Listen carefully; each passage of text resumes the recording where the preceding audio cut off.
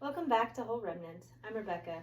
Today we'll be taking a look at connecting yoga poses with scripture again, and we'll be looking at half moon.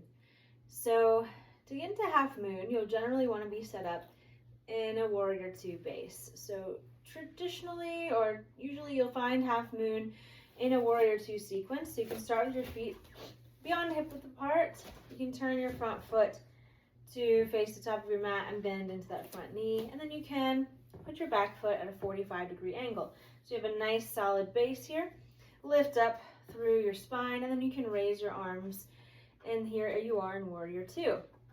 Now as you're working through this sequence, you can work into an extended side angle, which I would recommend, bending into that front knee, pressing into that elbow, lifting your arm up by your ear, and then you can come into a triangle pose. And then to get into half moon, you'll want to, I have a block here, you can use it to help you get into this pose because you'll want to lift your back leg and flex your foot. You can also come into half moon using a wall if you want to help with your balance a little more.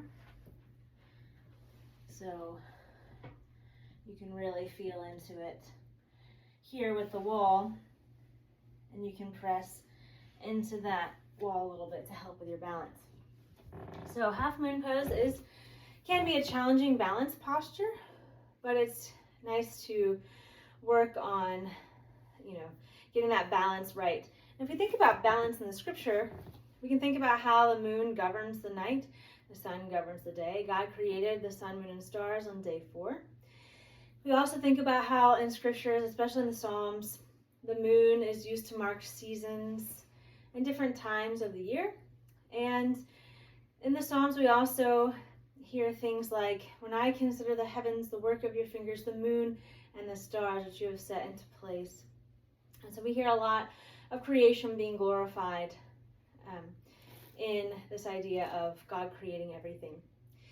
We also think about in the New Testament and also in the prophecies in the Old Testament about the creation being used as markers of the times. So for example, scriptures talk about the sun will be turned to darkness and the moon to blood before the coming of the great and glorious day of the Lord.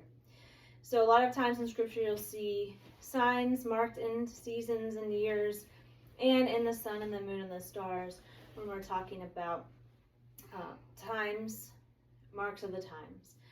So I hope these words speak to you today as you are considering your balance, thinking about creation, and trying perhaps a new pose to really think about challenging your balance and challenging yourself to try something new. I hope these words spoke to you. Namaste.